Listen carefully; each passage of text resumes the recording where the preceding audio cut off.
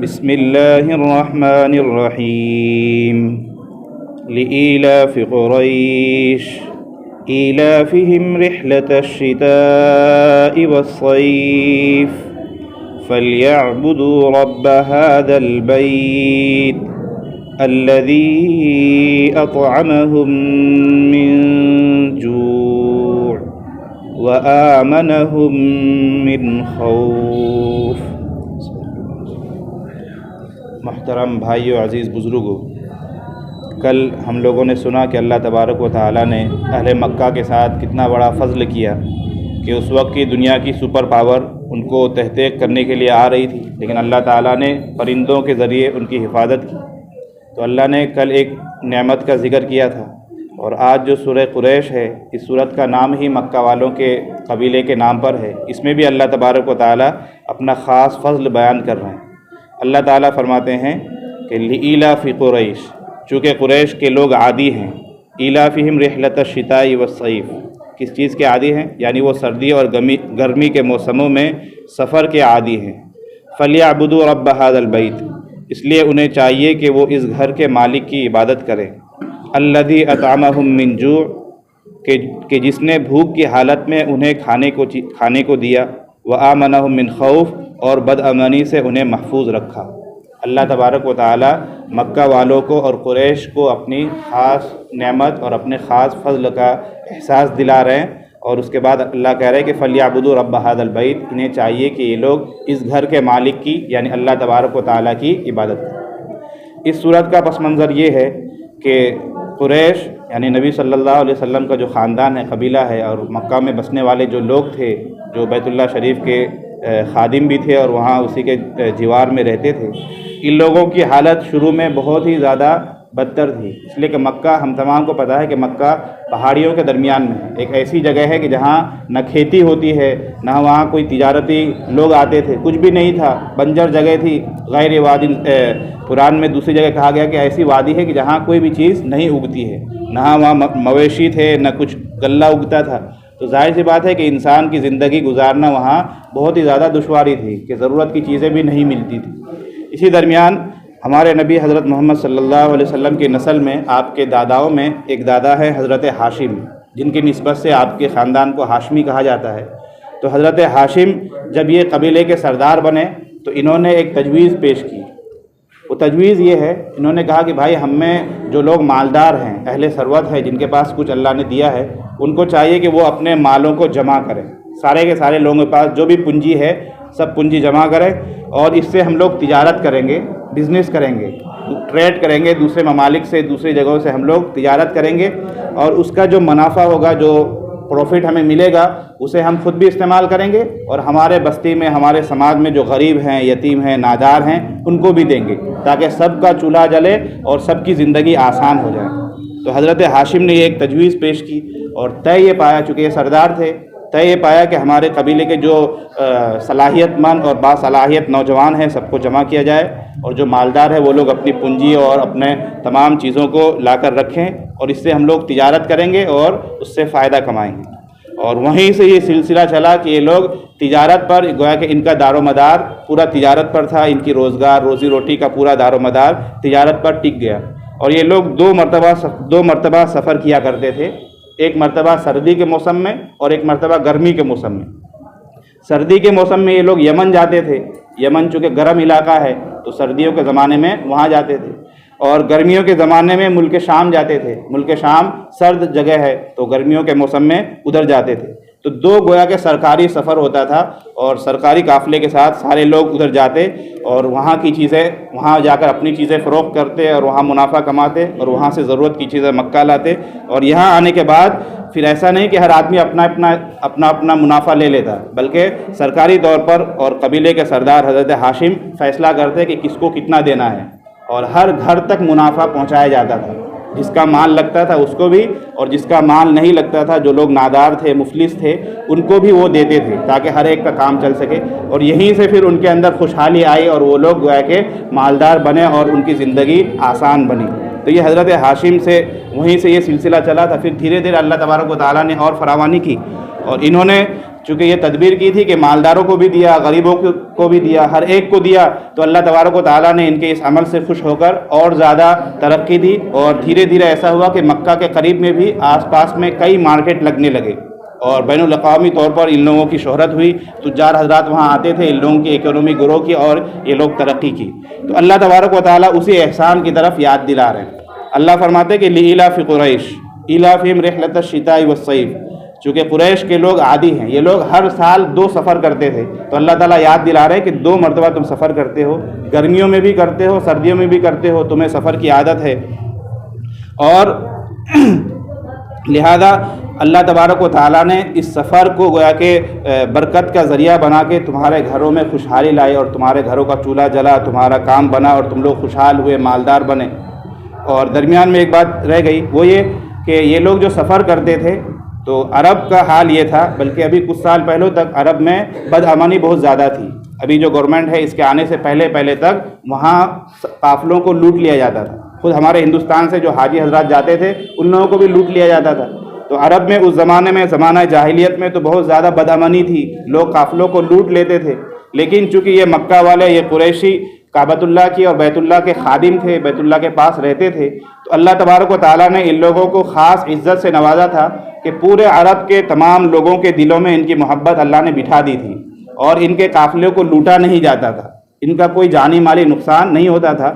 جو ڈاکو تھے وہ بھی ان کی عزت کرتے تھے کہ بھائی یہ بیت اللہ سے آئے ہوئے، اور ابھی آیا تھا کہ عام الفیل ہوا تو اس سے تو اور ان لوگوں کی محبت لوگوں کے دلوں میں بیٹھ گئی تھی۔ تو بیت اللہ شریف کی خدمت کی وجہ سے اللہ تبارک و تعالیٰ نے ان لوگوں کو امن و امان دے دیا تھا کہ یہ لوگ آرام سے یمن بھی جاتے تھے اور آرام سے شام بھی جاتے تھے، اور پورا منافع کما کر لاتے تھے، 1 روپیہ بھی بیچ میں کوئی لوٹتا نہیں تھا، نہ کسی جان کا نقصان ہوتا تھا۔ تو اللہ تبارک و تعالیٰ ان کو یاد دلا رہے ہیں کہ دیکھو یہ جو تمہیں فضل ملا ہے، یہ فضل بیت اللہ کی وجہ سے ملا ہے، یہ جو تمہیں راستے میں امن ہے، شانتی ہے، یہ کس کی وجہ سے ملا ہے؟ بیت اللہ کی وجہ سے۔ اور تمہیں بھوک سے جو نجات ملی ہے تمہاری تجارت کی وجہ سے، یہ اللہ تبارک و تعالیٰ کا فضل ہے۔ لہذا اس کا حق یہ ہے کہ تم اس گھر والے کی، یعنی جس بیت اللہ کی وجہ سے تمہیں عزت ملی ہے، اس کے معبود کی، اس کے بنانے والے کی، یعنی اللہ تبارک و تعالیٰ کی عبادت کرو۔ نعمت کا حقیقی شکر یہی ہے کہ انسان کو نعمت ملے تو منعم حقیقی، یعنی جو اس نعمت کو دینے والا ہے، اس احسان کو کرنے والا ہے، اس کی عبادت کی جائے۔ تو اللہ تبارک و تعالیٰ ان کو گویا کہ یاد دلا رہے۔ تو اللہ وہی فرماتے ہیں کہ قریش کے لوگ یہ سفر کے عادی ہیں، ایک سفر گرمی میں کرتے تھے، ایک سفر سردی میں کرتے تھے، اور انہیں چاہیے کہ فَلْيَعْبُدُوا رَبَّ هَذَا الْبَيْتِ، کہ یہ لوگ اس گھر کے مالک کی یعنی اللہ کی عبادت کرے، الَّذِي أَطْعَمَهُم مِّن جُوعٍ، کہ جنہوں نے ان کو بھوک کی حالت میں کھانے کو دیا۔ پہلے ان کے اندر بدحالی تھی، کھانے کو بھی چیزیں نہیں ملتی تھی، لیکن اللہ تبارک و تعالیٰ ہی نے ان کے کھانے کا انتظام کیا۔ وَآمَنَهُم مِّن خَوْفٍ، اور خوف سے، بدامنی سے، رہزنی سے، چوری سے، ڈکیٹی سے اللہ تبارک و تعالیٰ نے ان کو معمون کر دیا، ان کو بچا لیا۔ تو یہ اللہ تعالیٰ 2 خاص نعمتوں کا ذکر کر رہے ہیں، ایک تو یہ کہ ان کو بھوک سے نجات دی، اور دوسرا کہ امن و امان۔ اور یہی 2 چیزیں آج بھی اگر آپ غور کریں گے تو یہی 2 بڑی نعمتیں ہیں، ایک تو یہ کہ انسان کے پیٹ کا مسئلہ حل ہو جائے، اور دوسرا یہ کہ امن و امان قائم ہو جائے۔ آپ تصور کیجئے کہ آج اگر خدا نخواستہ رائڈ ہو جائے اور بدامنی پیش ہو جائے تو ہم مسجد سے کیا گھر سے باہر نہیں نکل سکتے، باہر نکلنے میں ہی انسان کو ڈر لگے گا کہ پتہ نہیں کب کیا حادثہ ہو جائے۔ تو امن و امان یہ بہت بڑی نعمت ہے۔ اسی طرح انسان جو دوڑ بھاگ کرتا ہے صبح سے لے کر شام تک، آفسوں کا چکر، دکانوں کا چکر، تو یہ پیٹ کے لیے، روزی روزگار کے لیے، کھانے پینے کے لیے، تو اللہ تبارک و تعالیٰ نے انہیں ان دونوں نعمتوں سے نوازا تھا۔ لہٰذا آخر میں اللہ فرما رہے کہ دیکھو ہم نے تمہیں امن و امان بھی دی، تمہاری عزت ہے، تمہاری شہرت ہے، لوگ تمہیں چھیڑتے نہیں ہیں، تمہارے قافلوں کو لوٹا نہیں جاتا ہے، اور ہم نے تمہیں روزی روزگار بھی دے دیا کہ 2 سفر کرتے ہو اور ان سے تمہارے پورے خاندان کا، پورے قبیلے کا گزر بسر ہو جاتا ہے۔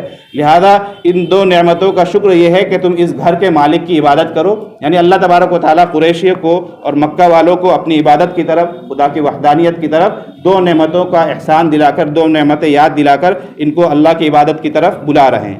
تو یہ سورہ قریش ہے، اس کا یہ خلاصہ ہے۔ اب آخری بات یہ رہ گئی کہ اس سورت سے ہم لوگوں کو کیا سبق ملتا ہے، کیونکہ قرآن قیامت تک کے لیے ہے، قرآن کی ہر سورت ہر آدمی کے لیے ہے، تو اس سورت سے بھی ہم لوگوں کو کچھ نعمتیں اور کچھ سبق اور کچھ درس ملتا ہے۔ سب سے پہلی بات تو یہ ہے کہ اللہ تبارک و تعالیٰ نے ہم میں سے ہر آدمی کو کچھ نہ کچھ نعمتیں دی ہے۔ کسی کے پاس مال ہے، کسی کو عزت دی ہے، کسی کو خوبصورتی دی ہے، کسی کو صحت دی ہے، کسی کو اور علم دیا ہے، تقویٰ دیا ہے۔ تو اللہ تبارک و تعالیٰ اگر انسان پر فضل کرے، اپنی نعمتوں سے نوازے، تو اس انسان کو چاہیے کہ ان نعمتوں کا شکر بجا لائے، نعمتوں کی ناشکری نہیں ہونی چاہیے۔ قرآن میں دوسری جگہ ضابطہ ہے کہ اگر تم یہ چاہو کہ تمہاری نعمتوں کو بڑھا دیا جائے تو اس کا آسان حل یہی ہے کہ تم نعمتوں پر شکر ادا کرو، شکر کرو کہ اللہ تعالیٰ ان نعمتوں کو بڑھا دیں گے، لہذا نعمتوں پر شکر کرنا چاہیے۔ اور سب سے افضل اور سب سے بڑا شکر یہ ہے کہ جس نے وہ ہمیں نعمتیں دی ہے، یعنی اللہ تبارک و تعالیٰ، ان کی عبادت کی جائے، انسان عملی طور پر اپنے آپ کو اللہ کے سامنے سرنڈر کر دے اور اللہ کے ہر بات کو تسلیم کرے۔ اور شکر کا ایک درجہ یہ ہے کہ زبان سے بھی ہم اللہ کا شکر کریں، سبحان اللہ، الحمدللہ، اللہ اکبر، چلتے پھرتے، بلکہ یہ معمول ہونا چاہیے۔ اور علماء نے تو یہاں تک لکھا ہے، ہم جماعت میں بھی سنتے ہیں کہ کھانے کے درمیان بھی ان تسبیحات کا انسان ورد کرتا رہے، کہ کھانا بہت بڑی نعمت ہے، تو یہ شکر کا ایک درجہ ہوا۔ اسی طرح دوسرا سبق اس سے ہمیں یہ ملتا ہے، بلکہ حضرت مفتی تقی عثمانی دامت برکاتہم، جو بہت بڑے عالم ہیں، شیخ الاسلام کہلاتے ہیں، انہوں نے اپنی تفسیر میں لکھا کہ اس میں ہمیں یہ سبق دیا گیا ہے کہ کسی شخص کو کسی دینی خصوصیت کی وجہ سے دنیا میں کوئی نعمت میسر ہو، اسے دوسروں سے زیادہ اللہ تبارک و تعالیٰ کی عبادت اور اطاعت کرنی چاہیے۔ حضرت نے یہ لکھا، ان کے الفاظ، مطلب یہ ہے کہ اللہ تبارک و تعالیٰ نے دین کی نسبت سے آپ کو کوئی عزت دی ہے۔ مثال کے طور پر آپ حافظ ہیں، آپ قاری ہیں، آپ حاجی صاحب ہیں، آپ نے چلے میں جماعت میں وقت لگایا ہے، مسجد کے آپ ذمہ دار ہیں، تو دین کی نسبت سے ہمیں ایک عزت ملتی ہے کہ بھائی ان کا چلہ لگا ہوا ہے، یہ ہمارے متولی صاحب ہیں، اور یہ حاجی صاحب ہیں، یہ قاری صاحب ہیں، یا یہ مسجد میں ہر وقت رہتے ہیں، انہوں نے رمضان میں اتنا ختم کیا۔ تو دین کی نسبت سے اگر کسی آدمی کو کوئی شہرت ملے، کوئی عزت ملے، تو اسے اترانا نہیں چاہیے، اپنے آپ کو بڑا نہیں سمجھنا چاہیے کہ میرا تو 4 مہینہ لگا ہوا ہے، اس کا 2 مہینہ بھی نہیں لگا ہے، اپنے آپ کو بڑا نہ سمجھے، بلکہ وہ اپنی عبادتوں میں اور اضافہ کرے۔ اس لیے کہ قریش والوں کو اللہ تعالیٰ کہہ رہے کیونکہ یہ بیت اللہ شریف کے متوالی تھے، تو اللہ کہہ رہے کہ یہ تم پکے دین پر داخل ہو جاؤ اور ایک خدا کی، ایک رب کی اور اس گھر کے مالک کی حفاظت کرو۔ تو دین کی نسبت سے، یعنی کعبۃ اللہ کی خدمت کی وجہ سے انہیں شہرت ملی تھی، تو اللہ تعالیٰ انہیں عبادت کا، یعنی اپنے رب کی اطاعت گزاری کا حکم دے رہے ہیں۔ تو پتہ یہ چلا کہ اگر دین کی نسبت سے ہمیں کوئی عزت ملے تو ہمیں اترانا نہیں ہے، بلکہ عبادتوں میں اور زیادہ منہمک ہو جانا ہے۔ یہ دوسرا سبق ہمیں ملتا ہے۔ اسی طرح تیسرا سبق یہ بھی ہے کہ قریشیوں کو اللہ تعالیٰ نے عزت دی تھی تو یہ لوگ اترانے لگے تھے اور اپنے آپ کو سب سے بڑا سمجھتے تھے، اور عرب کے دوسرے قبائل کو کچھ سمجھتے ہی نہیں تھے۔ اسی لیے ہم لوگ سنتے ہیں نا کہ فتح مکہ کے بعد سارے عرب کے لوگ جوک در جوک جو ہے اسلام میں آنے لگے۔ اس کی وجہ یہی تھی کہ وہ لوگ قریشیوں سے ڈرتے تھے، یہ لوگ اپنے آپ کو چودھری سمجھتے تھے، بڑا، کہ میں بڑا ہوں۔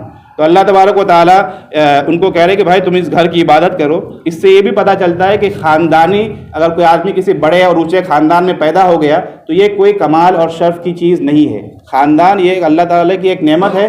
کسی آدمی کو کسی کو سید بنایا ہے، کسی کو شیخ بنایا ہے، کسی کو پٹھان بنایا ہے، یہ تو اللہ تبارک و تعالیٰ کی طرف سے ہے۔ یہ فخر کرنے کی اور گھمنڈ کرنے کی کوئی چیز نہیں ہے۔ قرآن میں تو یہاں تک ہے کہ جو قبیلوں میں ہمیں بانٹا گیا ہے یہ صرف پہچان کے لیے، گویا کہ یہ ہمارا آدھار کارڈ ہے، بس اس سے زیادہ کچھ نہیں۔ ایسا نہیں کہ ایک آدمی سید ہے یا ایک آدمی خان ہے، شیخ ہے تو وہ بہت بڑا ہے، اور کوئی انصاری ہے تو نعوذ باللہ وہ بہت چھوٹا ہے۔ ایسا اسلام میں ذات پات کا کوئی مسئلہ نہیں ہے۔ اللہ تبارک و تعالیٰ فرماتے ہیں کہ ان اکرمکم عند اللہ اتقاکم، تم میں اللہ کے نزدیک سب سے مقرب، سب سے قریبی وہی ہے جو متقی ہے۔ لہذا خون اگر کسی کا بڑا ہے تو وہ بڑا نہیں ہے، متقی جو ہے، جن کے اندر تقویٰ کی صفت ہے، جو عبادت گزار ہے، وہی بڑا ہے۔ تو اس سے ایک تیسرا سبق ہمیں یہ بھی ملتا ہے کہ چونکہ ہم ہندوستان میں ہیں، یہاں ذات پات کا مسئلہ ہے، تو ذات پات کا اسلام میں کوئی دخل نہیں ہے۔ ذات پات یہ کسی اترانے کی، گھمنڈ کی، فخر کی چیز نہیں ہے، یہ بس ایک آدھار کارڈ ہے، ایک پہچان کی چیز ہے۔ اصل چیز تقویٰ ہے، جس کے اندر جتنا تقویٰ ہوگا اتنا اللہ تبارک و تعالیٰ اسے نوازیں گے، وہ اللہ کا اتنا محبوب ہوگا۔ اور ہمیں بھی چاہیے کہ جو آدمی جتنا زیادہ نیک ہو وہ ہمارا اتنا قریبی ہو۔ جو آدمی نیک ہے ان سے ہماری قربت ہونی چاہیے۔ اسی طرح اس آیت میں یہ بھی ہے کہ اللہ تبارک و تعالیٰ نے قریشیوں کو فضل دے کر، مال دے کر خوشحالی دی تھی، تو یہ لوگ اترانے لگے اور اللہ تبارک و تعالیٰ کے احکام کو اور اللہ کے نبی کو یہ لوگ ستانے لگے، اللہ کے احکام کو ٹھکرانے لگے۔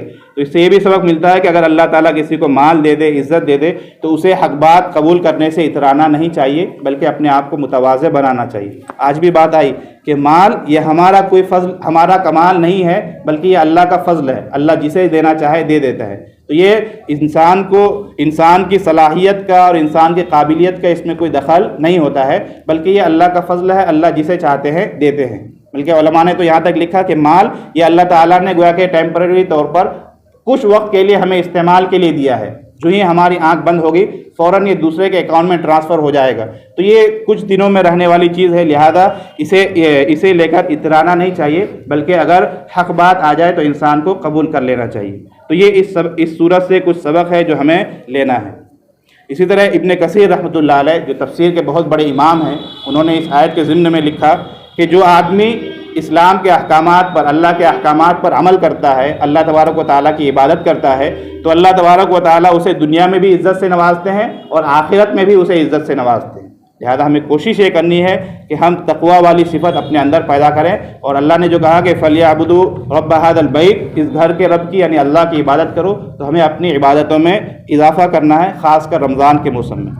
اسی طرح قاضی ثناء اللہ پانی پتی رحمۃ اللہ علیہ نے اس صورت کے متعلق ایک وظیفہ بھی لکھا ہے، کہ بلکہ انہوں نے امام جوزی رحمۃ اللہ علیہ سے نقل کیا ہے کہ اگر دشمن وغیرہ کا خوف ہو، یعنی آپ سفر میں ہیں، کہیں پر ہیں، ایسا لگ رہا ہے کہ کوئی دشمن ہم پر اٹیک کر دے گا، موب لنچنگ کا ڈر ہو، اس طرح کا کوئی خدشہ ہو، تو سورہ قریش کو جو آدمی پڑھے گا اللہ تبارک و تعالیٰ اس آدمی کی حفاظت فرمائیں گے. یہ کسی حدیث میں تو نہیں ہے، لیکن بزرگوں کا، علماء کا اور ان مفسرین کا گویا کہ عمل ہے. قاضی ثناء اللہ پانی پتی فرماتے ہیں کہ میرے شیخ نے مجھے حکم دیا کہ ہر مصیبت کے دفع کے لیے اور تمام خوفناک واقعات کے وقت میں اس صورت کو پڑھا کروں. انہوں نے فرمایا کہ میں نے پڑھا اور اس کو میں نے صحیح پایا. گویا کہ ان بزرگوں کا ایک تجربہ ہے، ایک عمل ہے. تو اگر کبھی ایسا سفر میں خاص طور پر کوئی ڈر ہو تو سورہ قریش ہم لوگ بار بار پڑھیں گے، تو اللہ تعالیٰ اس کی برکت سے جس طرح قریشیوں کو اللہ نے امن دیا تھا اور ان کو رہزنی سے ان کی حفاظت کی تھی، تو اللہ تعالیٰ دشمن سے ہماری بھی حفاظت فرمائیں گے انشاءاللہ. تو یہ سورہ قریش ہے، اس کا خلاصہ میں نے آپ حضرات کے سامنے پیش کیا. اب آخر میں روزانہ ہم لوگ ایک اچھی بات کا عزم لیتے ہیں. آج جمعہ کا دن بھی ہے، اس سے پہلے آیا تھا کہ سورہ کہف جمعہ کے دن پڑھنی چاہیے، اور جمعہ کے دن خاص طور پر درود شریف کا بھی اہتمام ہونا چاہیے. نبی صلی اللہ علیہ وسلم فرماتے ہیں کہ من صلی علیہ واحدا صلی اللہ علیہ عشرہ، کہ جو مجھ پر ایک مرتبہ درود پڑھتا ہے اللہ تبارک و تعالیٰ اس پر 10 رحمتیں نازل کرتے ہیں. اللہ کی ایک رحمت بھی ہماری نجات کے لیے کافی ہے، تو کیا مطلب 10 اگر مل جائے تو کیا ہی بات ہو. تو اللہ تبارک و تعالیٰ کے نبی حضرت محمد صلی اللہ علیہ وسلم کا ہمارے اوپر بے انتہا احسان ہے، ہم اسے گن بھی نہیں سکتے. بلکہ علماء نے یہاں تک لکھا کہ عہد الست میں جب اللہ تبارک و تعالیٰ نے حضرت آدم علیہ السلام کے پشت سے تمام روحوں کو جمع کیا تھا اور پوچھا تھا کہ الست بربکم، کیا میں تمہارا رب نہیں ہوں، تو جس شخص نے سب سے پہلے اللہ کو اس سوال کا جواب دیا تھا وہ ہمارے نبی ہی ہے. اور ہمارے نبی نے کہا تھا کہ بلا، ہاں بے شک آپ ہی ہمارے رب ہیں. اور اسی جواب کو تمام نبیوں نے اور تمام لوگوں نے پھر نقل کیا تھا. تو نبی صلی اللہ علیہ وسلم کا احسان گویا کہ روز اول سے شروع ہے اور قیامت تک بھی رہے گا. یہاں تک ہے کہ اللہ تعالیٰ کے نبی حضرت محمد صلی اللہ علیہ وسلم جب تک اپنی امتیوں کی سفارش نہیں کرائیں گے آپ جنت میں نہیں جائیں گے. تو اتنا بڑا احسان ہے. اور خود دنیا میں آپ نے جو زندگی گزاری کس قدر مشقت اور پریشانیوں کے ساتھ، اور یہ ساری مشقتیں گویا کہ ہمارے لیے تھی، تو آپ کا بے انتہا احسان ہے. اسی لیے ہمیں چاہیے کہ ہم نبی صلی اللہ علیہ وسلم پر درود پڑھتے رہیں. اب علماء نے لکھا ہے کہ کتنا درود پڑھیں. حدیث میں تو یہ ہے کہ کثرت سے پڑھو، زیادہ سے زیادہ پڑھو. تو عربی میں جمع کے لیے 3 کا صیغہ آتا ہے. ایک کو بولتے ہیں واحد یعنی ایک سنگولر، اور 2 کو بولتے ہیں تثنیہ، اور 3 کو بولتے ہیں جمع. تو حدیث میں کثرت کرنے کو کہا ہے، تو اس لیے علماء نے لکھا ہے کہ کم از کم دن میں 300 مرتبہ، کم از کم دن میں 300 مرتبہ انسان پڑھے. تو جو آدمی روزانہ 300 مرتبہ درود شریف پڑھے گا وہ کثرت سے درود شریف پڑھنے والوں میں شمار ہوگا اور اس کی عزت اسی قدر بڑھتی رہے گی. تو ہم لوگ عزم کریں کہ انشاءاللہ جمعہ کے دن خاص طور پر زیادہ سے زیادہ اور روزانہ کم از کم 300 مرتبہ ہم لوگ درود شریف پڑھیں گے. اللہ تبارک و تعالی ہمیں کہنے سننے سے زیادہ عمل کرنے کی توفیق عطا فرمائے. ہاں 3 ہاں 3 تو یعنی 600 ہو گیا کہ دن میں 300 مرتبہ صبح یعنی زوال سے پہلے اور 300 مرتبہ شام میں یعنی سورج ڈوبنے تک یا سونے سے پہلے تک. اللہ تبارک و تعالی عمل کی توفیق عطا فرمائے. بسم اللہ الرحمن الرحیم. اللہم انی لا احصی ثناء علیک انت کما اثنیت علی نفسک. الہ العالمین ہم تمام کے گناہوں کو معاف فرما. الہ العالمین رمضان کا مبارک مہینہ چل رہا ہے، یا اللہ اس کی قدر دانی کی توفیق عطا فرما. الہ العالمین ہم نے جو سنا ان سنی ہوئی باتوں پر عمل کرنے کی توفیق عطا فرما. الہ العالمین اپنی عبادت کی ہم تمام کو زیادہ سے زیادہ توفیق عطا فرما. یا اللہ تقوی والی زندگی عطا فرما. یا اللہ ہم تمام کا شمار متقین میں فرما. الہ العالمین ہم تمام کے دلوں میں اپنی معرفت عطا فرما. نبی صلی اللہ علیہ وسلم کی محبت عطا فرما.